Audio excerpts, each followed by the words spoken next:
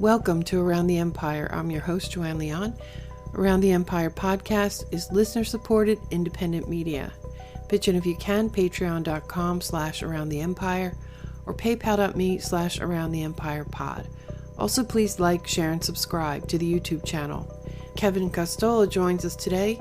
We focus on week 2 of the Assange extradition hearings, on witness testimony from Eric Lewis, Thomas Durkin, Daniel Ellsberg, John Goetz, Carey Shenkman, and Assange's defense team. We also talked about the password leaked in a book by Luke Harding and David Leigh, the highly problematic espionage, and how it, like the Assange case, is political in nature.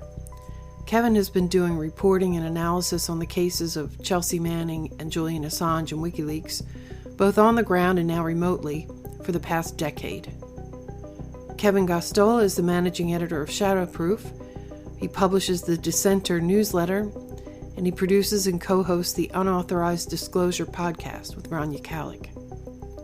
We recorded this on September 18th, 2020. Kevin Gosztola is here talking to us from Chicago. Hello, Kevin, and thank you so much for making time in your crazy busy schedule right now covering this trial. Well, I guess it's not a trial, these extradition hearings. So it is a trial. I've been using the word because it's the trial within the extradition of the extradition request, or the extradition request does trigger a kind of trial where the defense team is able to call witnesses and there's testimony provided to the judge. It's inverted by comparison to the cases that we typically follow in criminal courts, where the prosecutor is calling witnesses first and they're proving their case, and then the defense will call witnesses to rebut later.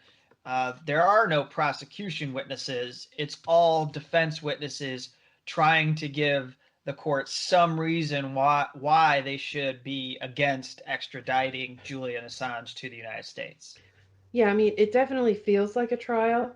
And it also, I've been watching your reports and Joe Laria's reports and talking to Mohammed Alazi. I mean, the way it feels from the outside looking in is that the conclusion has already been made that he'll be, like it's a guilty until proven innocent kind of thing, mainly because of the judge.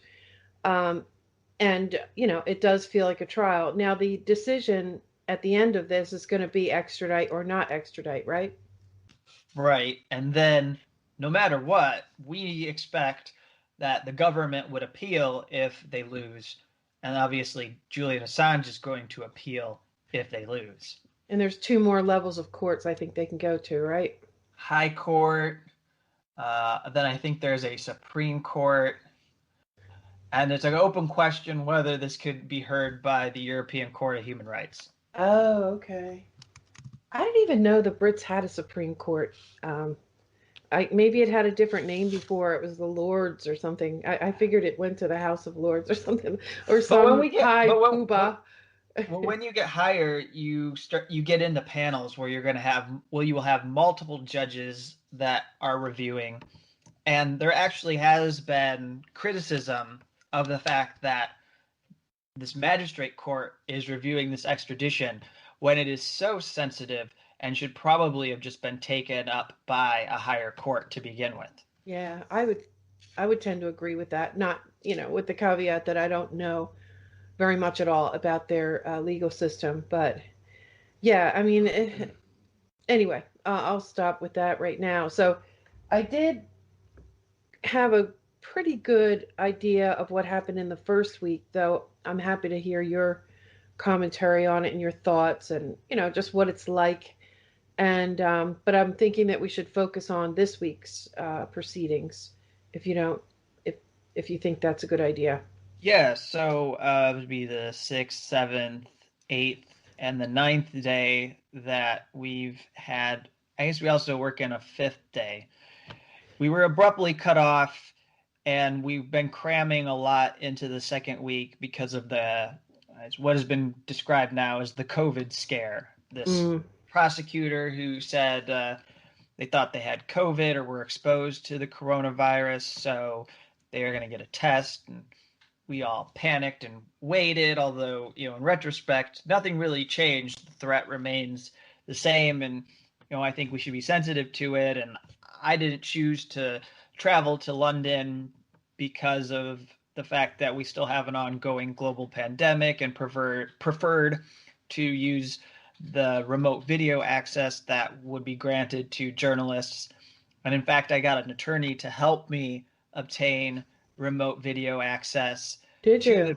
Yeah. Well, before we had any notice from the court of what they were going to do with journalists and how they were going to manage, I proactively applied or requested that the court offer a video link so that we could watch the proceedings. And then it was a day, maybe 2 days after that was submitted to the court, and I shared it with both of the defense and prosecution teams. It was 2 days later that they did come out with this notice that they were going to have seats at the courthouse. They were going to have a limited number of tickets available for logging into the video platform. And anyways, it was a scare. It didn't turn out to be real, but I do think, given the health of Julian Assange particularly, we shouldn't roll our eyes at the thought of protecting people from COVID, because Julian remains very vulnerable, and if he got it, it is believed that he would not do too well in recovering from the virus. So, and actually up to that point, he hadn't been given a mask to wear in the glass box that he's being kept in during these proceedings. Yeah. So I don't know if he had asked for it, but the court actually said to the I'll call them the jailers, the security men, I suppose you could also call them, told them that he needs to be allowed to wear a mask if he would choose to do so. That's kind of upside down world, Yeah. They're just as insistent on mask wearing in Britain as they are here, from what I know. Maybe that's not the case, but anyways, not to veer too far from giving you an update on the second week, I just wanted to set the stage and make sure it was clear that we were cramming a lot into the week, and we did manage to cover quite a lot of ground. If I could, I'll just quickly go through some of what was presented in the past week. We began earlier in the week by hearing some testimony from Eric Lewis, who is a U.S. defense attorney, who took the stand to testify about what he believed would happen to Julian Assange if he was brought to the United States. He would be put in pretrial confinement. It's believed he'd be subject to something called Special Administrative Measures, or SAMs, which would totally prevent him from communication with the outside world and strictly limit his ability to talk with his attorneys and prepare his defense. It was talked about how he would go to Alexandria Detention Center. That's the same facility where Chelsea Manning was confined when she was held in contempt of court for refusing to comply with the grand jury subpoena and go testify before that grand jury set up to destroy WikiLeaks. And then Eric Lewis also gave testimony about how Assange would likely be put into a supermax type of a facility, maybe even ADX Florence, a well-known, notorious facility for putting high-profile terrorists in. And there's a unit called the H unit that is seen as a kind of a black hole where you go and you basically lose yourself in this part of the facility that highly isolates and subjects you to a kind of cruel and inhuman treatment, solitary confinement conditions. And so Eric Lewis provided this testimony. One of the things the prosecutors raised was a ruling by the European Court of Human Rights that seemed to side with the United States government in suggesting that there was some kind of due process or safeguards from being abused in the supermax prisons. They felt like that should indicate a lot of the testimony being presented about what Assange would face was meaningless because of the extradition request. So I don't know if that's going to work out or not, but that's how they interpreted one of the decisions. We had another attorney that took the stand who talked about how long he would be kept in prison. His name's Thomas Durkin. He's from Chicago, where I'm based, actually. And between him and Eric Lewis, they basically broke down how quickly Julian Assange would get to a life sentence if he was convicted. And then Daniel Ellsberg testified. That was a big day. That was an important day of testimony. And before him, John Goetz testified. He was a Der Spiegel journalist at the time, 2010, 2011, when they worked on the Iraq war logs, and they also worked on the U.S. State Embassy cables. So he talked about the redaction process and what went into that and how the material was handled responsibly. He also gave evidence about Khalid al-Masri. Khalid al-Masri submitted a statement on the final day of the week, and Khalid is a very important part of this extradition trial to me, and that is because his attorneys believe that that he is an example of the public interest defense that Julian Assange should have to protect himself from this prosecution.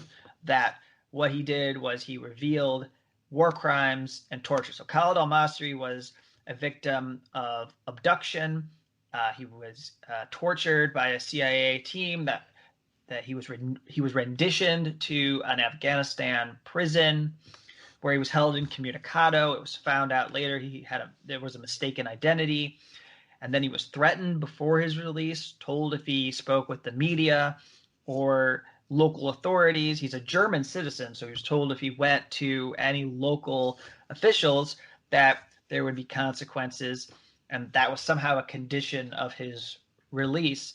So then they reverse renditioned him back to Europe. He was dropped in Albania, and then police there found him, wondered why he had no papers whatsoever, and eventually he did make his way back to Germany, and he has tried to pursue justice, and there's been none in the U.S., but he did get a ruling from the European Court of Human Rights that Macedonia was liable for allowing him, because he was in Macedonia when he was kidnapped, and they said that Macedonia has responsibility. They were forced to pay damages, and they used WikiLeaks cables that had confirmed that the U.S. government suppressed the German government and told the German government that there would be consequences, that relations would be damaged perhaps beyond repair if they investigated or went after the CIA team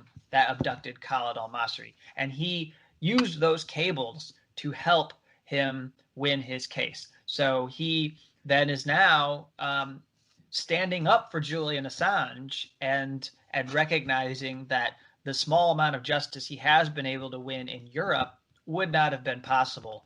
And so Julian Assange does not deserve this kind of a case. That's one hell of a story. That is really a heck of a story. And that guy's brave for stepping into this. You know, another person might just want to put that whole thing behind, you know, might be afraid to get involved. So it is pretty amazing that he stepped forward. That story of al-Masri being renditioned and a mistaken identity and then, you know, threatened and dumped somewhere. It's actually amazing that they didn't disappear him, to be honest. But that story I knew about it because I believe the operation was run by a female CIA someone in a high-level CIA, and I don't want to say it was Gina Haspel because I think there's another name that is escaping me at the moment. It was in charge of that operation, and so that story really did make its way around. Probably not among the general public, but I mean, it's just shocking. It was the WikiLeaks cables that helped him, get a little bit of justice out of that. And Kevin, the only jury is that judge now, and Mm-hmm. she seems to be convinced already. I don't know. She doesn't seem like the kind of person who his mind's going to be changed. I mean, I guess we don't really know yet, but um, if this was a more public trial, if the media was covering it in a fair way, El Masri right there, that's all you need is that story, I think. But I guess you're not allowed to have a public. Technically, you're not allowed to use a public interest. Wait, I think I'm getting espionage charges mixed up with extradition now. Is public interest a viable defense? So this is the thing. There are two things that are working or should work in favor of Julian Assange. However, I don't know if it's going to be good enough to save him. But one, when you are facing extradition, the request needs to allege crimes. Like it has to actually be criminal conduct. And some of what they're saying he did is not a crime in the United States. It's not a crime to publish classified information. It's not a crime to even publish the names of informants. There is no law on the books in the United States for journalists to prevent them from publishing the names of human intelligence sources. The most anyone can do to us is try to get us fired from a publication and make it so we're unpopular and can never work in the news business again because we allegedly endangered people. But and no doubt people within the security agencies would come for us. But the law does not allow for that. Now, if you worked in government, we know John Kiriakou, who was a CIA whistleblower, that's what they got him on, was violating the Intelligence Identities Protection Act. And that involves publishing the name of somebody who was undercover. It could have covered an informant as well. But there's not a law. The other thing is you're not supposed to go after somebody when they expose criminality. And the fact that he has so many examples in the disclosures of war crimes and torture and U.S. misconduct, and we can spend multiple episodes going on and on about all the documented abuses of power and authority and the strong arming and the way that they have just basically use the fact that that we're an empire to have their way with countries, and the killing, the fact that the Iraq war logs exposed 15,000 civilian deaths that were not previously known in the Iraq war. That alone shows you why he should be protected from any kind of a case against him. But the big but is if you get to the United States, none of that's going to matter. I mean, it could matter in the extradition context, but under the Espionage Act, there's no public interest defense. So this is why it's crucial to get all of this into the record in the extradition case, because this is the time for the judge to hear that. She's accepted that this evidence is relevant to her decision. In fact, I will add this. I think that there might be, at the end of all of these 3 or 4 weeks, some decisions on what is relevant and irrelevant to her decision about whether to approve extradition. She's had a very wide, expansive view about what she's willing to accept related to this case. And I think that has been, the defense has been fortunate that she will allow material that very easily would not make it into a public U.S. courtroom. Now, on that topic of allowing and not allowing things into the courtroom, the Der Spiegel guy, can you give more detail on he was not allowed to talk about what happened at a certain dinner. where accusations were made that Julian Assange said, "I don't care about informants, they should all die." Um, am I getting this right? They stopped him from saying what actually happened at that dinner? Well, I don't know exactly. I'm not sure if that was ever going to be a part of his testimony, or maybe they told him. I mean, there really wasn't anything preventing him from talking about that if he would have chosen to testify about the dinner.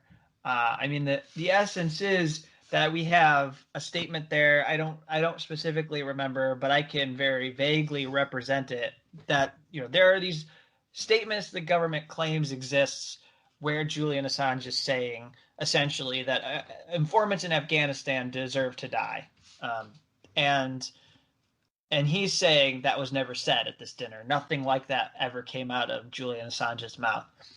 They've also taken out of context statements when he was replying to criticism about publication of the Afghan war logs. I think it was at the Frontline Club. This was read by a prosecutor, and you know, he was WikiLeaks. One of the problems with the WikiLeaks publications is that they were learning as they published, and so there are aspects of the publication that did expose people to harm, but there was no criminal intent behind it. I mean, we know that there are documents where people's names made it out, but they were trying to handle the material responsibly. But when the fact that those names were out there were used as a way to try to drag down the release, Julian Assange was very sensitive to the kind of kill the messenger tactic that was being directed at him. And he made an attempt to show that there could be a defense for exposing informants insofar as they were working for the U.S. military and they maybe were not so innocent because they were helping to prosecute a war that was illegal in Iraq or Afghanistan. Yeah. Again, on that same thing, the witness statement. So this guy from Der Spiegel, is it true? I'm sorry if I've got this mixed up. Is it true that he chose not to put that clarification in his official witness statement? The fact that Julian Assange did not say that at the dinner, and then during the trial, the defense wanted to bring that up, and the prosecution said no, you can't because he didn't put that in his statement. And if that's the case, why didn't he put it in his statement? Just an oversight or what? Yeah, so I'm not entirely sure why it didn't make it into his statement. But yes, I do somewhat recall that this was not there, and that when he went to comment about it, there was a challenge from the prosecutor, and I believe the judge backed it up. She's been fairly strict about if something wasn't raised initially, then you can't talk about it unless the prosecution talked about it. That's just, I mean, at least she's been consistent. I don't know if I agree with it, but that's the way it's been. And I apologize, I don't really remember. I don't give a whole lot of importance to this, simply because some of this relates to the fact that David Leigh and Luke Harding had that password in their book, and it ended up being found out that the password was in the book so that you could put it into the encrypted file, and the encrypted file had the cache of all the unredacted U.S. state embassy cables, and then they lost control. WikiLeaks lost control of their documents because David Leigh published this password. And so there's been stuff all along that shows that there's a fair bit of vitriol and animosity against Assange from individuals at The Guardian who objected to Assange on professional levels and also quite personal levels. And I think the defense has quite a lot of evidence on their side that shows that these people who have been taken seriously when condemning Assange, are actually very biased in their attitude. Biased and guilty themselves of what they're accusing him of. Yeah, And yes. yeah, so they're the ones who, I mean, has anybody ever questioned them on that? Why they made the password a chapter title, if I recall correctly, and like Assange had spent considerable amount of time doing the redactions, and as you said, he was careful about it. He knew that by that point, he knew they were hostile to him. They were going to try to set him up. Um, but that's like it seems to be sort of information that a lot of people don't know and are forbidden. And then there, actually, Joe Lauria did a pretty good job of laying out the steps of how that happened because it is kind of complicated, about how this password got revealed and how the unredacted cables ended up in the public hands, even though Assange had, taken the time to do the redactions as best he could, ask the government for help with that, which had to be a kind of touchy situation. But I don't know, like if Luke Harding and Leigh have ever really been held accountable for that or even called out on it very much. Yeah. So just I want to clarify. There was an issue with my access to the proceedings, and I missed a witness who actually did talk about the dinner. But I see that Juan Passarelli referred to David Leigh's book passage, saying that Assange mentioned that informants should be killed during this dinner. You're right that John Goetz was prevented about talking about that dinner. I don't really know how it arrived that he was disqualified. I think in a roundabout way, the prosecutors blocked the defense from getting into it. But it did come up through this witness on the final day of the second week. His name's Nicholas Hager. He was a journalist in New Zealand that has done a lot of work challenging, we'd say, the New Zealand military and security forces there, and the way that they conduct operations, probably in support of the United States and coalition forces more broadly, if you wanted to speak of them that way. And Hager said he was aware there was a great deal of animosity between Julian Assange and David Leigh. I would take anything that he says on the subject with a pinch of salt. So that's coming from Juan Passarelli, who's a journalist that's been one of the a handful of people that have been live tweeting it like me every day of these past couple of weeks. And so not only were they careful, not only were they redacting, but also John Goetz said during his testimony that WikiLeaks was planning to do more country-specific work with the cables after September 2011, when they ended up having to make that tough decision to just point people in the direction of an archive of all the unredacted material on their own website. This is not what they wanted to do, because it very quickly meant that they were not going to be able to roll these out slowly and give each set of countries' documents the attention deserved. I mean, they were setting up partnerships with journalists in individual countries and doing stories so that they could have maximum impact in those countries and potentially force discussions that could lead to conversation about reforms and maybe even push for justice in certain instances. We were deprived of that because of David Leigh's total boneheaded recklessness of publishing this password in his book. And for what reason? I mean, I don't know. I think you asked the question, has he ever addressed this specifically? And I don't believe he has ever publicly talked about this password. In private, there have been conversations about what went wrong, and certain German journalists have had conversations and come to conclusions and learn details about what unfolded. But it's clear to people who are in the press in Germany who had worked with Julian Assange that this was not his fault. It did not lead to all of these cables being out. What he's being charged with related to these cables, they say is his fault that those cables were published unredacted in September 2011.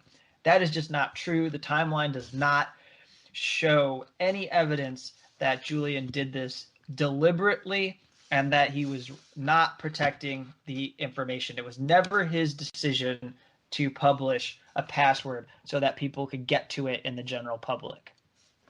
Yeah, and I mean, I'm glad that the narrative in Germany is more accurate, because the official narrative here is definitely not. The official narrative is that Julian Assange is the one who published that password and who, released all those cables unredacted entirely of his own doing and with malice. I mean, that's the way it's presented here. And there's a lot more to that story. And it really can't be told the way it really happened, because it will just ruin their case. Aren't they sort of centering everything on him endangering informants? Yeah, they are willfully misinterpreting their own indictment because they know that it's a dangerous case and they have to hide how dangerous it is to pursue this case. Although I will say on the final day of the second week, they were basically owning it, that it's unprecedented and that basically they don't care if people believe it has never been done before, because there's nothing that says you can do it. So I'll circle back to that point.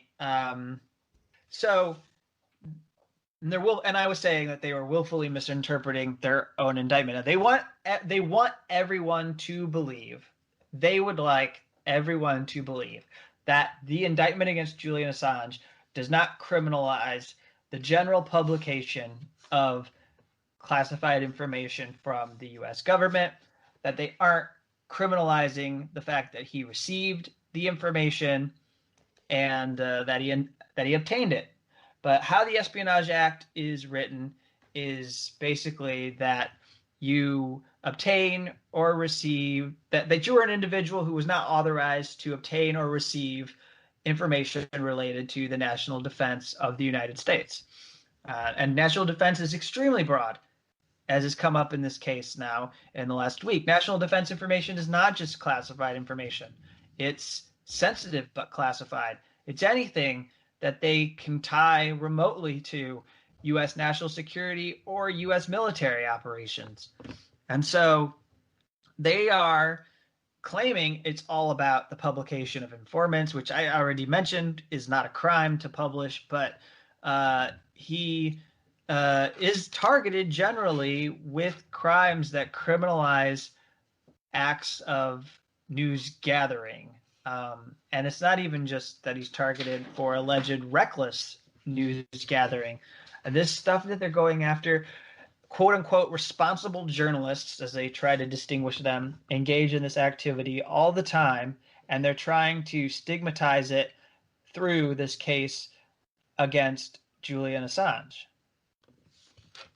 Yeah, and so for people who aren't familiar with this law or United States courts, this is a very problematic, wide-sweeping law. It's like 100 years old, maybe, or I don't even know.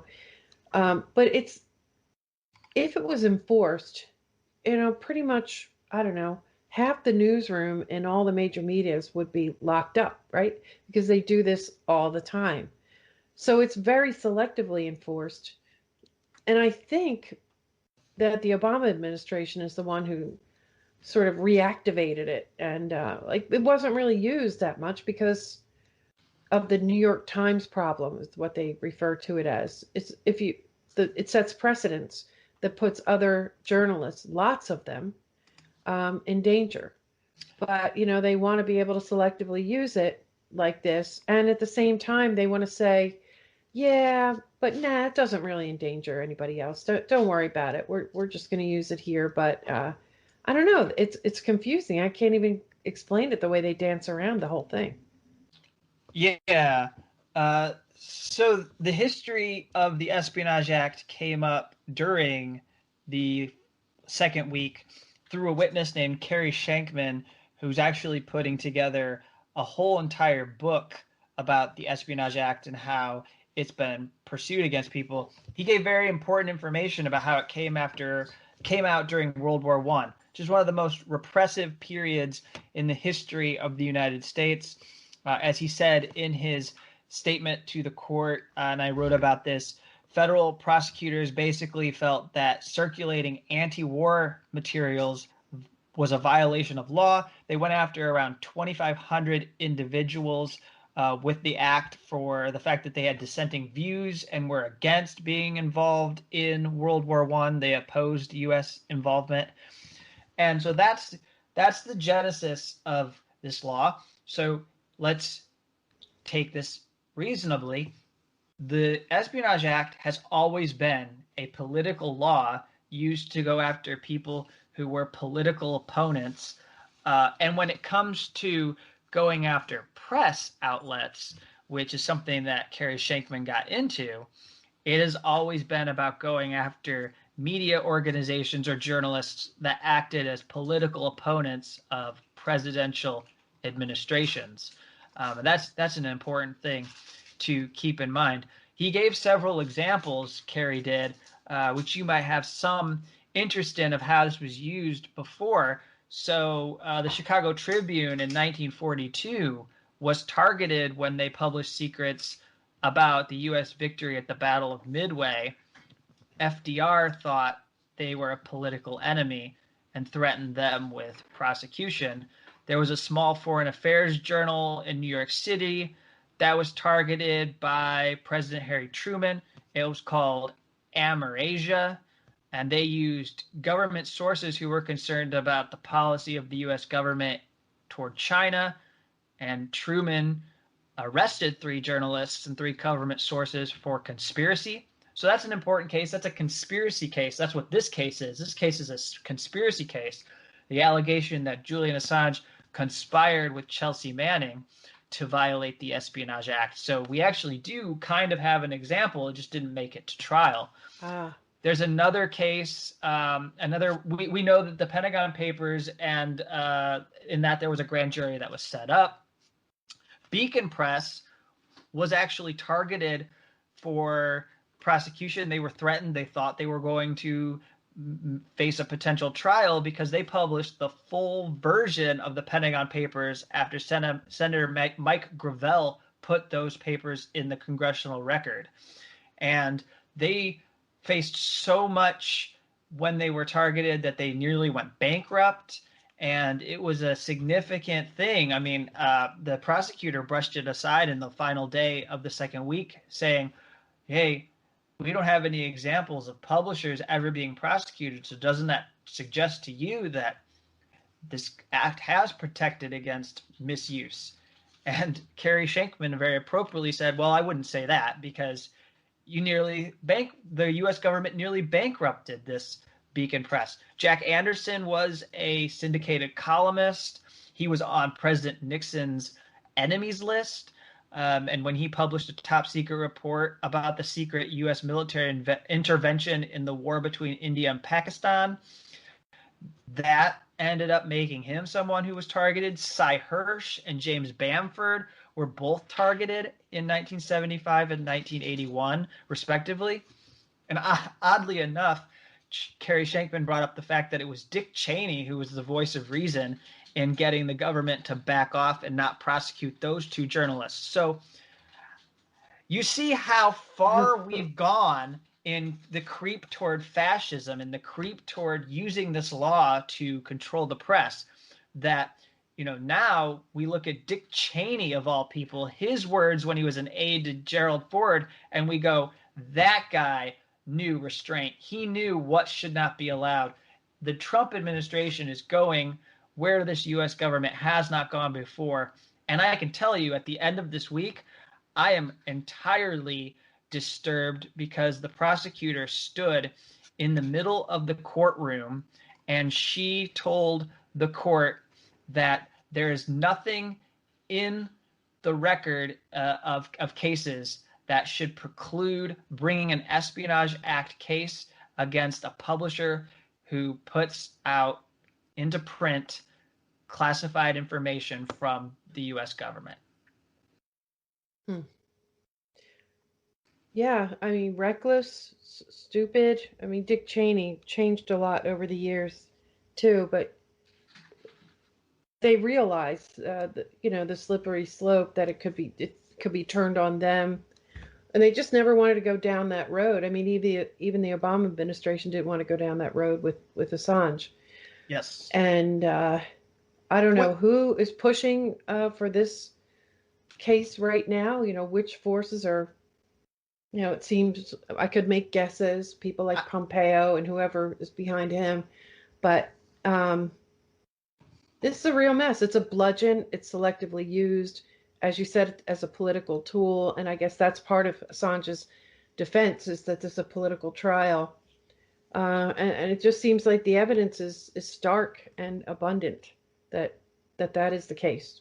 Yeah, and the political thing, I'll emphasize 2 points before we would conclude our interview, which is the political aspect is extremely important. It's one of the few things that could save him from extradition, because like the fact that you can't target someone for their race, religion, or potentially, I'd imagine, sexual orientation now plays into it in the extradition treaty.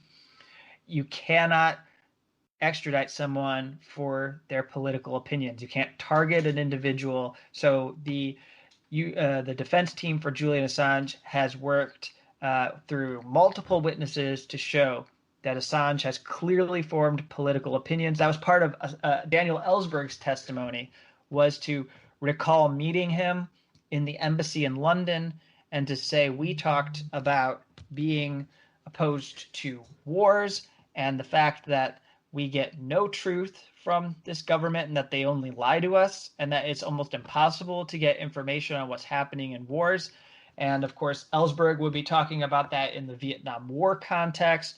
Julian Assange was talking to Daniel about the Iraq and Afghanistan wars.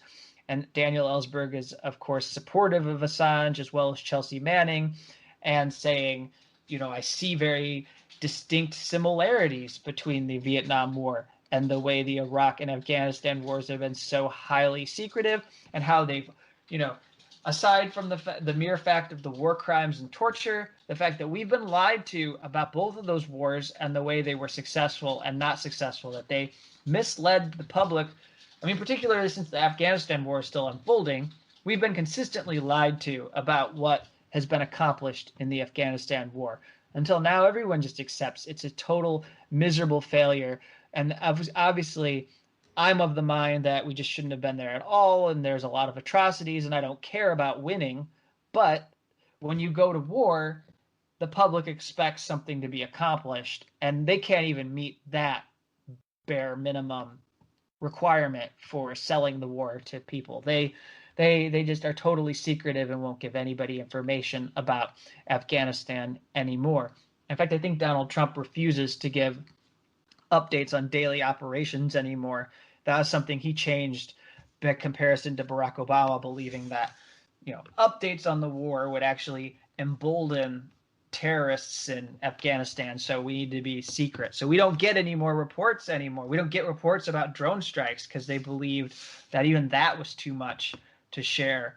And Obama was highly secretive, but the Trump administration took that secrecy to a whole other level. And I would emphasize, as I wrap here, that the difference between the Obama and Trump administration is important, as much as I loathe what Obama did in his war on press freedom and the war on whistleblowers, because they went up to the line and they did not cross it. They did not indict Julian Assange.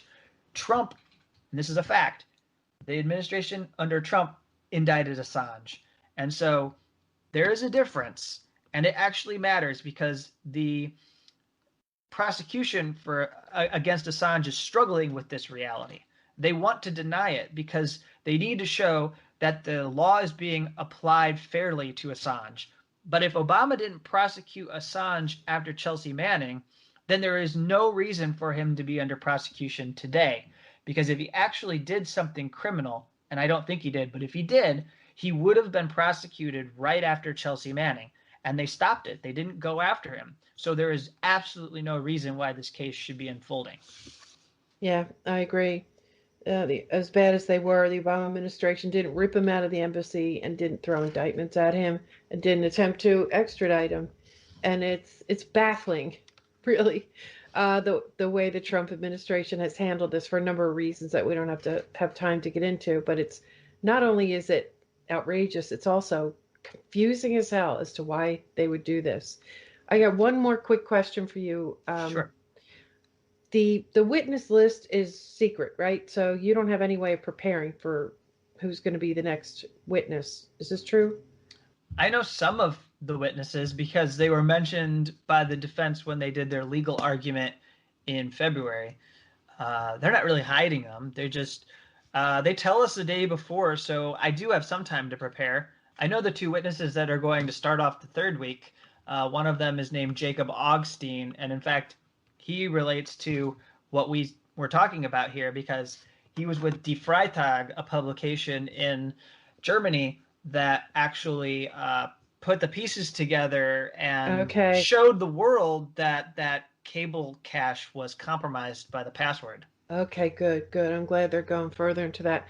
Also, Joe Lauria mentioned that the witness statements, like the judge is saying, that's already in the statement. That doesn't need to be read out loud in trial or talked about in trial. But then the witness statements that had been published disappeared. Was that just a glitch, or what's the deal with that?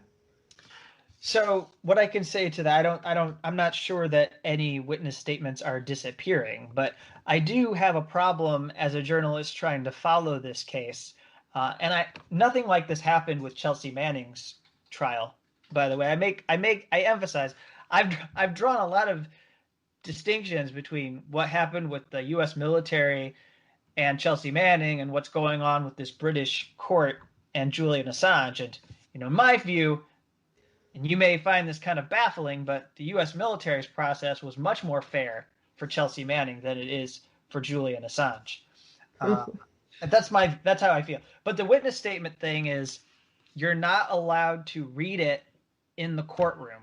The judge does not want the defense to read it. So that means we don't get a chance to take it in as journalists observing, or if you're a human rights observer or a politician observing, you don't get to take that in. So the defense is only allowed to try to have the witness highlight parts of it, but they can't read it. And then they hand it over to the prosecution, and the prosecution gets virtually unlimited time with the witness. If they want 1 hour, they can have 1 hour. If they want 2 hours, they can have 2 hours. If they ask for 4 hours, like they did for one of the witnesses, Eric Lewis, they get 4 hours. It is remarkable. And so then they're told they are not supposed to read from submissions. And the prosecutor during this past week, her name's Claire Dobbin, while she was cross-examining Carey Shenkman, who we've talked about in this episode, she was literally reading from her own prosecutorial submission to the court that she had pulled out certain decisions and tried to pick apart what Carey Shenkman is saying. It's right there for the judge to read, and yet she is wasting our time having Carey Shenkman confirm that what she just read was written on the page. And it's a double standard. I mean, they're allowed to read things from their papers and have witnesses say, yep, that's what that says. And the defense is not allowed to do that. And then the defense can come back and they get time with the witness and they can reset, and they do a very good job. And she allows them to clear up all the misrepresentations and everything that was stretched and twisted by the prosecutor during a cross-examination. They're very good at refocusing the judge on what matters. But yeah, it has been a thing that I've been pretty frustrated with, is that all these witness statements are not just simply read. Like, I imagine people might know they might have some memory of how, or they possibly have watched a congressional hearing, and the witnesses in congressional hearings sit there and they'll read from their statement and they'll put those in the record, and then they'll go on to be asked questions. And I think I'd prefer if that was the way this was going, because you could follow what was happening a lot better. Yeah, I agree. I was surprised by that. Well, listen, I got to let you go. Thank you again so much. And by the way, obviously, when I laugh at these things, it's not because I think it's funny. It's just the irony and the ridiculousness of the way things play out. So anyway, Kevin, I don't actually mind if you're laughing, because I do so while I'm watching the proceedings. My microphone is muted and my camera is off. So one of the luxuries of doing this remotely and following along is that I can express myself as I would not be able to do in a British courtroom. Yeah, right. That's a good point. Oh my gosh.